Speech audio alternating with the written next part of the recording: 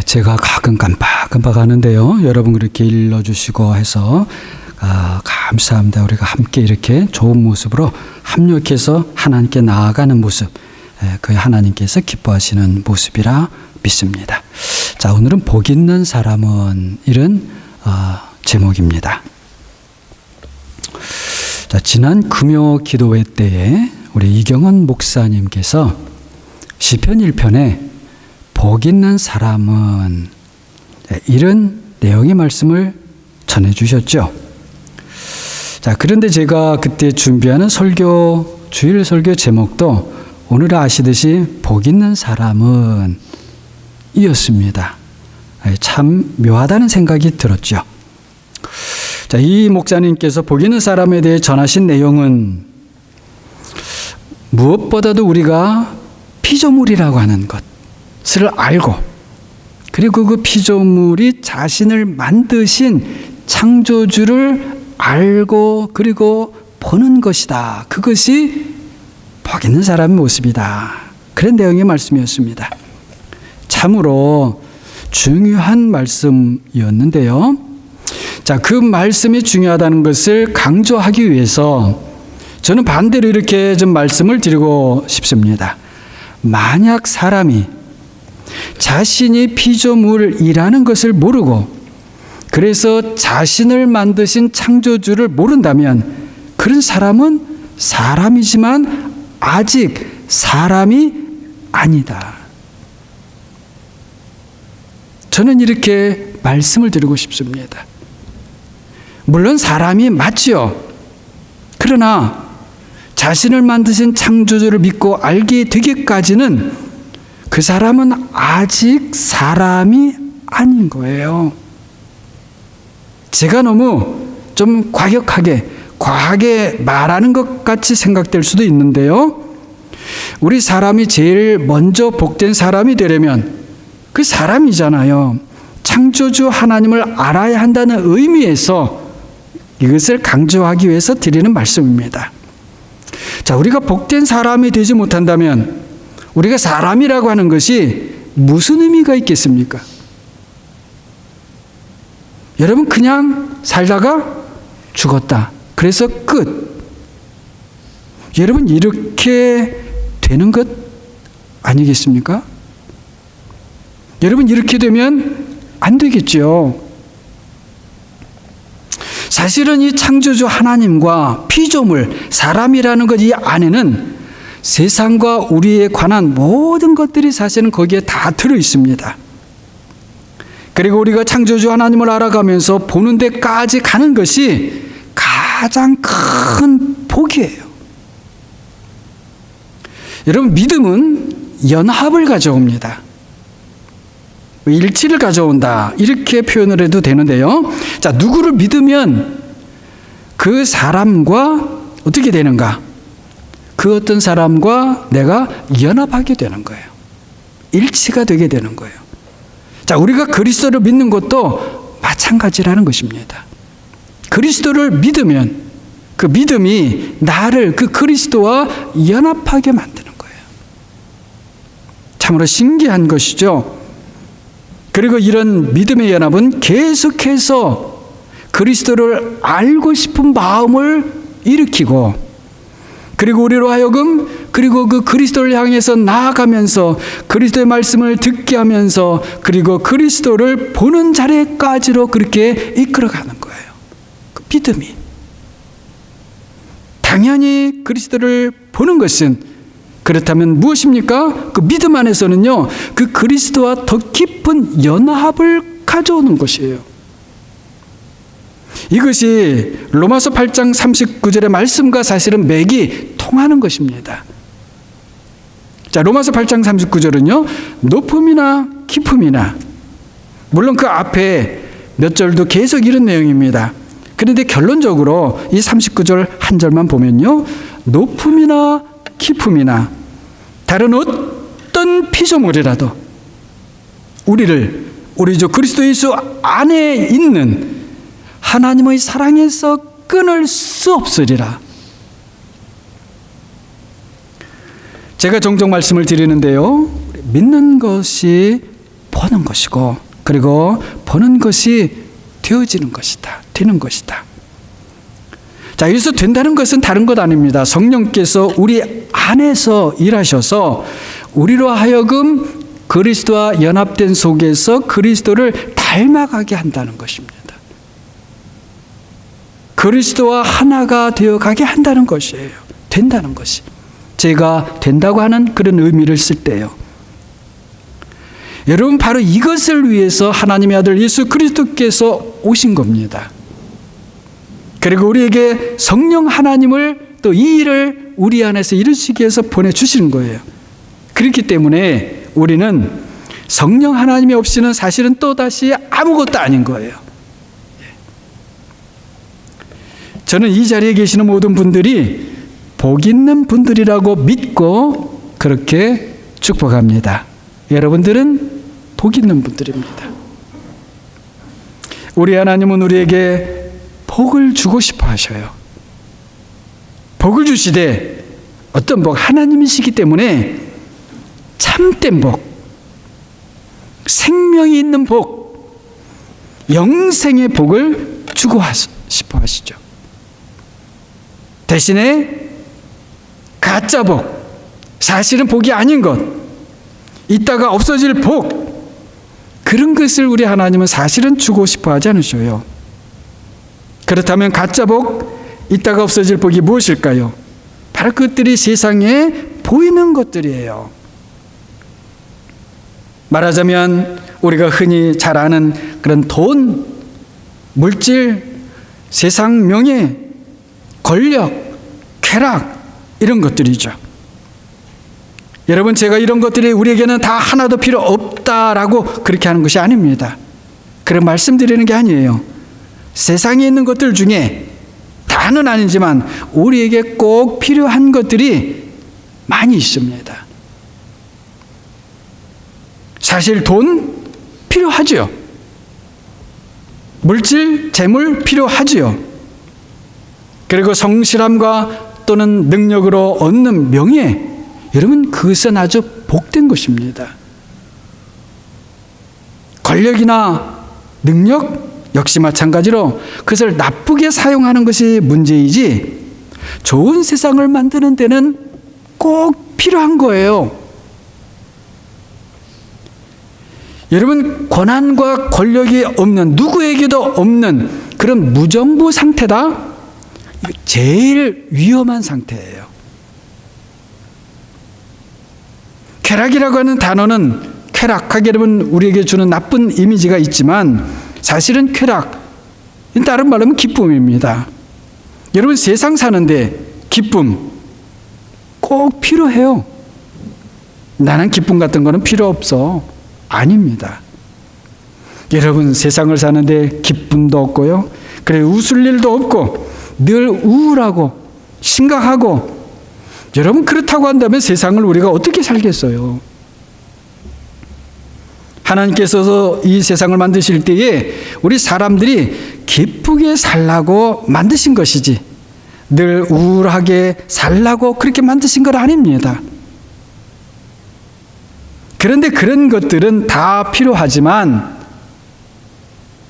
그런 것들이 우리의 궁극적인 목표, 말하자면 영어로 하게 되면 final goal, final aim, 그런 것이 되면 안 된다는 것입니다. 그런 것들은 말하자면 이 세상에 있는 것들은요, 아까 말씀드린 우리가 그런 최종적인 하나님을 향한 목표를 향해 가다가 더 힘을 내라고 하나님께서 필요를 따라 주시는 것들이에요. 그런 건 감사함으로 받아야죠. 그리고 잘 사용해야죠. 어떻게 해요?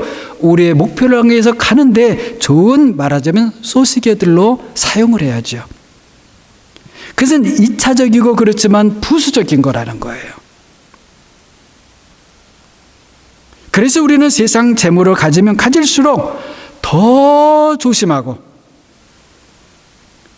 그리고 세상 물질의 그런 힘이나 권력에, 쾌락에 종이 되지 않도록, 거기에 끌려서 내 목표를 잃어버리지 않도록 더 기도하고 그리고 더 주님을 의지하고 그리고 하나님을 의지해야 되는 것이죠. 만일에 잘못하게 되면요, 처음에 믿음으로는 잘 출발했다가 그런 세상적인 것들에 덜미를 잡혀서 그것들과 함께 같이 망할 수 있다는 거예요. 우리가 성도의 목표를 잃어버리면 안 되는 것입니다. 자, 사랑하는 여러분, 물론 우리가 세상을 살다 보면 걱정할 일이 많고 근심되는 일이 많지요. 찬송가에도 그런 찬송의 내용이 있지 않습니까? 그러나 우리가 낙심에 빠지지는 마십시다. 그리고 세상에 살면서 때로는 이런 구렁텅이 저런 구렁텅이가 빠지게 될 때에는 그때마다 건져달라고 우리 주님께 우리 기도하세요. 저도 기도합니다. 기도하세요. 신기하게요, 어떨 때는 우리가 사실은 정말 믿음으로 하는 기도도 아닌데 그저 주님의 이름으로 기도하면 하나님께서 그걸 들어주셔요. 그럴 때는 우리가 하나님은 이런 분이시구나 하면서 우리 스스로 깜짝 놀라지요. 하나님은 나 이런 기도도 들어주시는구나. 그런데 그렇게 하시는 그 하나님의 뜻, 이유가 무엇인가? 다른 것이 아니죠. 하나님을 더 잘 믿으라는 거예요. 예수 그리스도를 나의 참된 구세주로, 나의 참된 그리스도로 믿으라는 기회를 주시는 겁니다.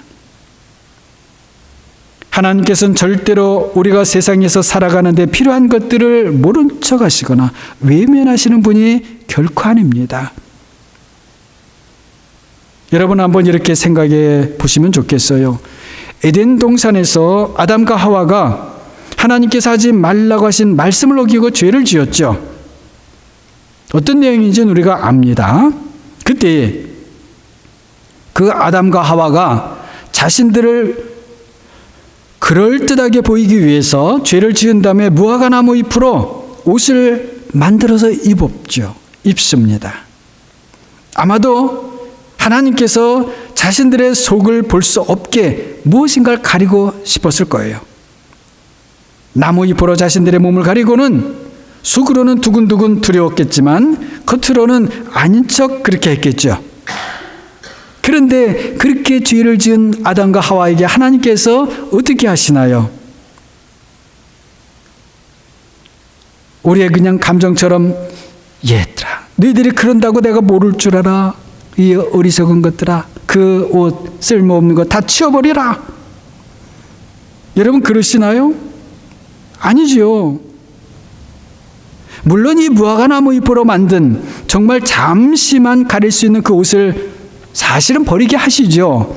그러나 어떻게 하시면서 그렇게 하시나요? 가죽옷을 만들어 주셔요. 가죽옷. 사람이 만든 옷보다 더 좋은 옷을 만들어서 주신단 말이죠. 여러분 그렇다면 이 아담과 하와에게 주셨던 그 하나님께서 만들어 주신 그 가죽옷이 하나님께서 우리에게 주시는 가장 좋은 옷일까요? 아니에요. 더 좋은 옷을 주실 때까지 필요한 옷일 뿐이에요. 때가 되면 가장 좋은 옷을 주시죠. 무슨 옷이죠? 그리스도의 옷이에요. 그리스도의 옷. 놀라운 일이죠. 하나님은요, 그렇기 때문에 우리에게 늘 더 좋은 것을 주고 싶어 하신단 말이죠. 더 좋은 것, 더 좋은 것. 그래서 어디까지 좋은 것을 주고 싶어 하시나요? 바로 하나님 자신이에요. 하나님 자신. 피조물인 우리로서는 정말 감당할 수 없는 좋은 것이고 무엇이라 말로 표현할 수 없는 그런 좋은 것입니다.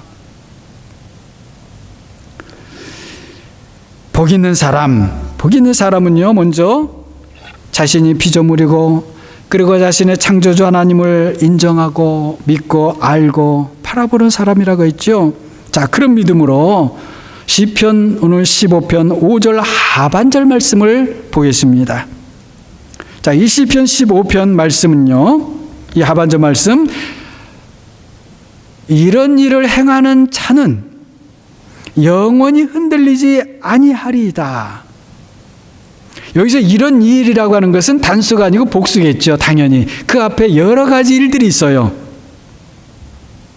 자, 아무튼 이런 일들을 행하는 자는 영원히 흔들리지 아니하리라 하셨으니, 자, 영원히 흔들리지 않는 사람이 되면 얼마나 좋겠습니까? 그렇죠? 여러분, 제가 늘 바라는 것도 사실은 이거예요. 흔들리지 않는 사람이 되고 싶어요, 저는.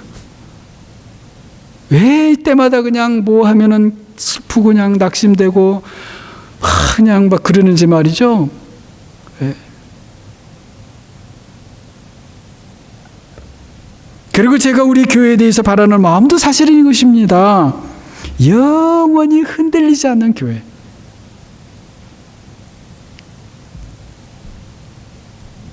우리가 조금만 바람이 불어도 얼마나 흔들립니까? 우리 사람은 생각 않는 갈대라고 하듯이 갈대처럼 말이죠. 흔들려. 물론 흔들리는 것이 언제나 다 나쁘다, 그런 뜻은 아닙니다. 자, 흔들린다고 하는 것이 무엇일까요? 불안하다는 거예요. 불안해요. 우왕좌왕 갈피를 못 잡는 거예요. 무슨 나쁜 일이 벌어질까 봐 안절부절하는 것입니다. 그런데 영원히 흔들리지 않는다? 얼마나 좋아요. 여러분도 저도 그리고 우리 교회도 영원히 흔들리지 않기를 바랍니다. 정말 그렇게 바랍시다, 우리. 그런데 사실 이것이 내가 흔들리지 말아야지 결심을 하고 그런 사람의 힘으로 되는 것이 아닙니다. 영원히 흔들리지 않는 분은 오직 성삼위 하나님이신 아버지와 아들과 성령, 성부와 성자와 성령뿐이셔요. 그리고 하나님께서 그리스도 안에서 성령으로 우리 안에서 일하실 때 그때 비로소 우리도 영원히 흔들리지 않게 되는 것이죠. 절대로 우리의 힘과 능력이 아닌 것입니다. 그래서 우리가 성부와 성자와 성령의 이름을 부르는 것, 우리가 예배 때에 그렇게 부르는 것, 제가 이제 여러분 평상시에도 그렇게 부릅시다라고 하는 그것은 바로 우리가 흔들리지 않기를 바라는 마음으로 그렇게 하는 거예요. 그런데 하나님께서 영원히 흔들리지 않게 해주시는 사람은 어떤 사람이라고 그렇게 시편 15편에 나오는가요? 자, 이런 일들을 행하는 자라고 하지요. 자, 그럼 이런 일들이 어떤 일입니까? 그것이 2절부터 5절 그 중반절까지 쭉 나옵니다. 여러 가지가 나오는데요. 자, 우리가 한번 2절부터 좀 보겠습니다.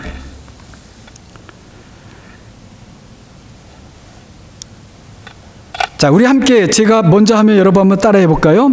자, 정직하게 행하며 공의를 실천하며 그의 마음에 진실을 말하며 그의 여러 남을 허물하지 아니하고 그의 이웃에게 악을 행하지 아니하며 그의 이웃을 비방하지 아니하며 그의 눈은 망령된 자를 멸시하며 여호와를 두려워하는 자를 존대하며 그의 마음에 서원한 것은 해로울지라도 변하지 아니하며 이자를 받으려고 돈을 구워주지 아니하며 뇌물을 받고 무지한 죄를 해야지 아니하는 자.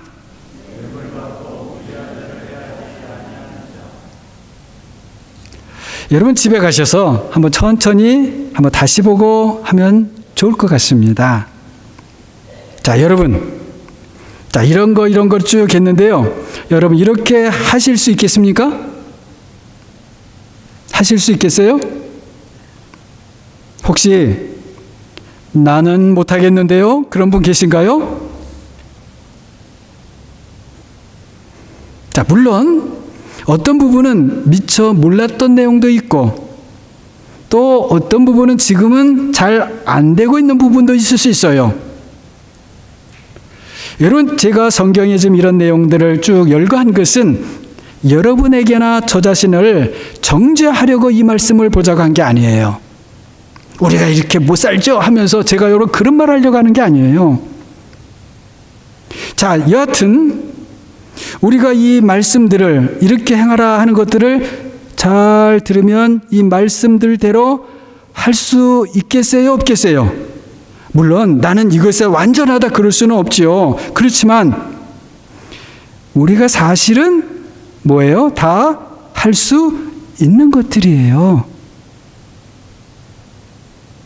그렇지 않을까요? 혹시 여러분 가운데 나는 뇌물을 받지 않고는 나는 도저히 못 살겠어, 그런 분 계세요? 안 계시잖아요. 혹시 나는 옆집에 사는 사람들을 날마다 비방하지 않고는 나는 절대 못 살아, 그런 분 계셔요? 안 계시잖아요. 나는 이자를 받기 위해서 누구에게 돈을 빌려주는 것이지 그 사람 형편이 불쌍해서 돈을 빌려주지는 난 않겠어, 절대로. 그런 분 계세요? 그렇다면 그건 너무 모진 마음이죠. 내 마음에 서운을 했어도 나는 나중에 내한테 해가 되면 나는 그런 약속, 서원 나는 지키지 않을 거야, 그러시는 분 계세요? 혹시 우리가 실제 삶의 경험 속에서는 내가 뭐 한다고 했다 나중에 이거 보면 내가 손해일 것 같은데 하면서 할 수 없다 하고 뭐 그런 부분이 있을 수 있겠죠, 어느 정도. 그러나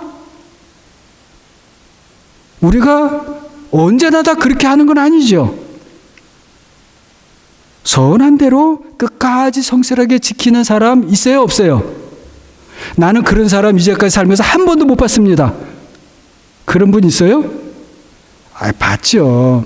물론 제가 완전하다 그런 말씀 드리는 건 아니에요. 아무튼 우리에게 좀 힘든 부분이 있어도 우리가 다시 한번 주님 앞에서 내가 누구인가? 나는 하나님을 믿는 사람이 아닌가? 내가 하나님의 자녀가 아닌가? 내가 예수 그리스도를 믿는 사람이 아닌가?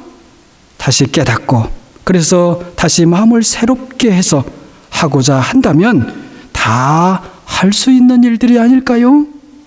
저는 그렇다고 봅니다. 물론 우리에겐 여전히 완전하지는 않은 부분들이 있어요. 그렇기 때문에 혹시 우리 가운데 어떤 분이 자신도 모르게 자꾸 누구를 비방하는, 우리가 그럴 수 있잖아요. 자기도 모르게 그냥 속상해서 막 아이쿠, 그런데 돌이켜보니까 아이쿠나, 내가 나도 모르게 다른 사람을 비방하는 습관이 있었네 깨닫게 될 때에, 그럴 때는 나의 그 비방하는 나의 혀를 위해서 여러분 기도하세요. 한 번, 두 번 기도하고 에이 안 돼 중단하지 마시고요. 고쳐질 때까지 기도하세요. 제가 오늘 사실 주보에도 실었습니다만 하나님께서는 그런 것들을 이길 수 있는 말씀을 이미 우리에게 주셨어요. 그래서 그와 같은 말씀을 가지고, 거기에 적합한 말씀을 가지고 나의 무기로 사용을 하세요. 그 말씀의 무기가 나의 혀의 권세를 꺾을 거예요. 그리고 이 나의 혀는요, 한결 순해질 겁니다. 그리고 말씀에 점차 순종하는 이 혀가 될 거예요. 말씀의 능력이라는 체험을 우리가 하게 될 것입니다. 행여라도 다른 사람을 무시하고 존중하지 못하는 태도가 나에게 있나요?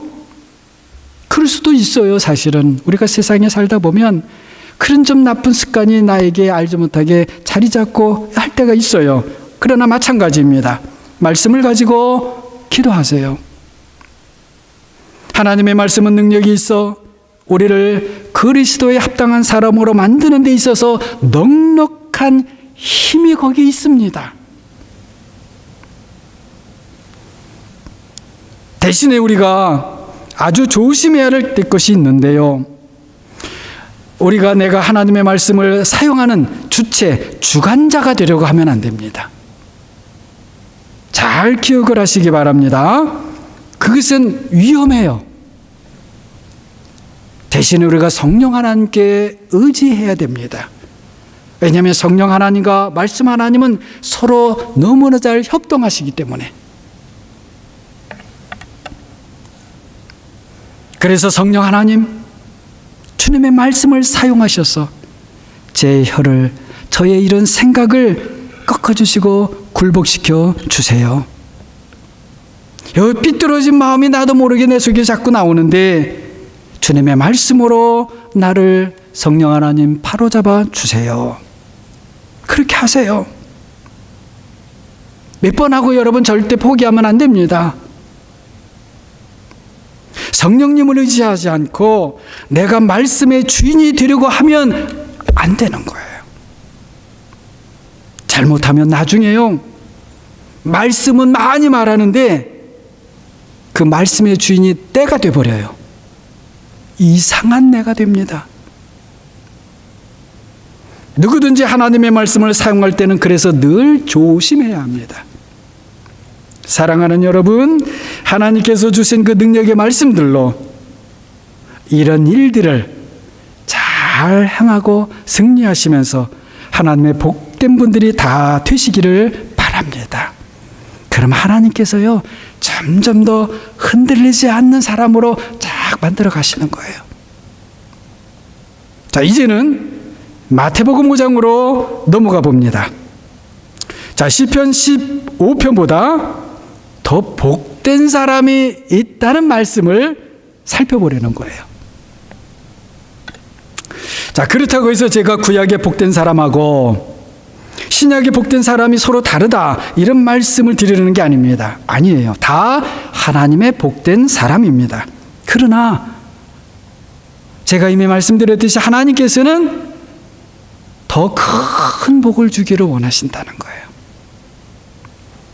그렇기 때문에 복된 자리로 계속해서, 복된 자리로 한번 부름을 받은 사람은 하나님께서 더 복된 자리로 계속 부르셔요. 다시 말씀드립니다. 이웃을 비방하지 말고, 이자를 받으려고 돈을 빌려주지 말고. 물론 여러분, 참고로 말씀드리게 되면 그렇다고 해서 이자를 절대 받으면 안 됩니다, 이런 말씀은 아닙니다. 예. 이자 받아도 괜찮아요. 이자를 받으려고 돈을 구워준다, 이것은 그 사람의 불쌍한 형편, 그런 처지를 살피지 않는 그런 모진 마음을 말하는 거예요. 그런 마음은 갖지 말아라는 거예요. 자, 그리고 뇌물을 받지 말고. 아무튼 이런 것들은 이제는 우리가 더 큰 복의 자리로 가니까 이제는 뭐 괜찮습니다, 안 해도 됩니다, 절대 그런 말씀이 아니에요. 그런 일들은 이제 우리에게는 기본이고요. 우리가 거기에서 멈추지 말고 더 복된 자리로 가야 된다는 말씀입니다. 오늘 마태복음 본문은 보통 산상수훈에 나오는 8가지 복이라고 해서 8복, 이렇게 알려져 있죠. 산상수훈은 사실 모두 우리 주님께서 제자들에게 직접 주신 아주 귀한 말씀들입니다. 그래서 이 산상수훈이 처음부터 1세기 교회 처음부터 우리 그리스도인들의 삶의 표준이 되었습니다. 이 산상수훈에서 처음 나오는 말씀이 바로 8복입니다. 그런데 사실 이 복에 이르는 과정, 이런 사람이 복이 있다, 그래서 참된 복의 자리로 가는 그 과정을 살펴보게 되면 시편 15편 거기에 나오는 것들보다 훨씬 무게가 있습니다. 마음이 가난한 사람, 애통하는 사람, 온유한 사람, 의에 줄이고 목마른 사람, 긍휼히 여기는 사람, 마음이 정결한 사람, 화평하게 하는 사람, 의를 위하여 박해를 받은 사람, 이렇게 8종류의 복 있는 사람이 나오지요. 자, 여러분, 이웃을 비방하지 말고 뇌물을 받지 말고 고리대금업하지 말고, 여러분, 그런 것들과는 확실히 차원이 좀 다르지요. 자, 물론 그런 일들을 앞서서 구약에 살펴본 시편에 살펴본 그런 일들을 포함하면서도 무엇인가 차원이 달라요. 잘 들으시고 이해하시기 바랍니다. 그리스도인들은 구약시대의 사람들과는 좀 다른 차원의 사람들이라는 거예요. 그리고 기독교 역사 2000년을 돌아보게 되면 이 팔복에 이르기 위한 영적 싸움과 그리고 그 싸움에서 승리한 그런 역사적인 사실들이 있었다는 것을 알 수 있습니다. 오늘은 이 팔복 하나하나를 살펴보지는 않겠습니다. 그건 너무 많은 시간이 걸리고요. 다만 우리가 그리스도 안에서 싸워야 하는 영적 싸움을 통해서 얻는 큰 복이 있다라는 정도로 말씀을 드리려고 합니다. 마태복음 5장 12절을 봅니다. 5장 12절은 이렇지요. 기뻐하고 즐거워하라. 하늘에서 너희의 상이 큼이라. 여러 가지 고난을 만나도 기뻐하고 즐거워하라는 거예요. 여러분, 이것이 말이 됩니까? 말이 되나요? 말은 말이지만 이 말이 될 수 있나요? 어떠세요? 우리 사람으로서는 이게 절대 못해요. 안 됩니다. 솔직히 저부터 안 돼요. 할 수 없어요. 여러 가지 고난을 만났는데 그 고난 속에서 아니 어떤 사람이 즐겁고 기쁘다고 그래요. 말이 안 되죠. 그런데 그것이 복 있는 사람이라는 거예요. 왜요? 복은 누가 주시기 때문에요? 우리가 만드는 것이 아니고 하나님이 주시는 것이기 때문에요.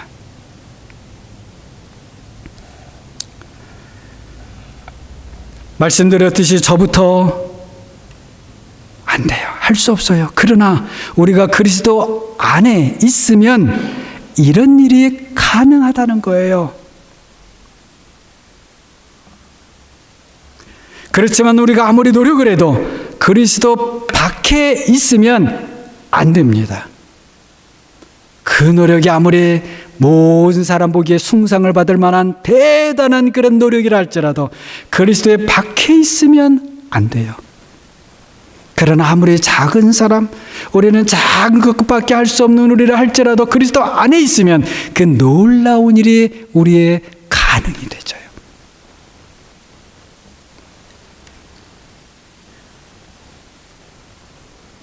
바로 여기에 우리의 소망이 있는 것이지요. 그리스도 안에서는 불가능한 일이 벌어진다는 거예요. 홍해가 갈라지는 것보다 더 놀라운 일이 그리스도 안에서 벌어집니다. 그리스도 안에서는 고난이 여전히 고난이면서도 복이 돼요. 그리스도 안에서는 우리의 마음이 신기하게 가난해집니다. 그리스도 안에서는 그 그리스도 안에서 해통하는 사람은 놀랍게도 이 세상에서는 볼 수 없는 참된 위로자가 되는 거예요. 그리스도 안에서 우리의 사소한 긍휼이 하나님의 긍휼을 받는 근거가 됩니다. 여러분, 하나님의 긍휼보다 더 큰 복은 없지요. 하나님의 긍휼은 세상의 어떤 죄인도 용서받는 긍휼입니다. 하나님의 긍휼 앞에서는 어떤 정죄와 위협과 두려움도 아무 힘이 없게 돼요. 하나님의 긍휼은 마치 모든 것을 녹이고 새롭게 하는 용광로와 같습니다. 하나님의 긍휼의 눈물 한 방울은 사막의 메마른 땅을 비옥한 땅으로 바꾸는 능력이 그 속에 있어요. 이 세상에서 누리는 어떤 상이 있다 해도, 어떤 리워드가 있다 할지라도 어떻게 하늘의 상과 비교할 수 있겠습니까? 하늘의 상이야말로 영원히 흔들리지 않는 것이고 변치 않는 것이고 썩어지지 않는 것이죠. 우리가 그런 상을 받을 거라는 거예요. 여러분, 하늘의 상을 세상에서 받는 상과 비교하지 마세요. 비교할 수 없어요. 비교의 대상이 아니에요. 하늘의 상은 받는 것이면서 또 입는 것이기도 하면서요. 하나님 자신이 우리의 상이 되는 거예요. 할렐루야, 할렐루야지요. 그런 상을 우리가 어떻게 상상할 수 있나요? 솔직히 저도 그런 하늘의 상이 무엇인지 잘 상상이 안 됩니다. 잘은 모르지만 그러나 저는 제 마음으로부터 그런 하늘의 상을 바라보게 됩니다. 바라게 돼요. 그저 본 것뿐만 아니고 그걸 기대하게 된다는 거예요. 사랑하는 여러분도 저와 함께 그런 하늘의 상을 바라면 좋겠습니다. 그런 간절함에 하나가 되면 좋겠습니다. 그런 소망에서 우리가 하나가 되면 좋을 것 같습니다. 팔복의 사람이 되는 것은 우리의 힘과 능력으로 절대 안 됩니다. 전적인 하나님의 은혜입니다. 그러나 그리스도 안에서는 성령 하나님께서 아버지 하나님의 뜻을 따라 우리를 위해 모든 것을 하실 수 있습니다. 그리스도 안에 들어오는 사람에게는 놀라운 일입니다. 이것보다 감사한 일이 있을까요? 참으로 찬양할 일입니다. 인간적으로는 때로 힘들어도, 세상에서는 나를 알아주지 아니하여도, 때로는 내 옆에 있는 사람이라 할지라도 나를 몰라준다 할지라도 우리 모두 성령 안에서 이 산상수훈에서 말씀하는 이 팔복, 산상수훈에 나오는 이 팔복, 그래서 복 있는 사람의 길을 우리 함께 가게 되기를 주님의 이름으로 간절히 축원합니다.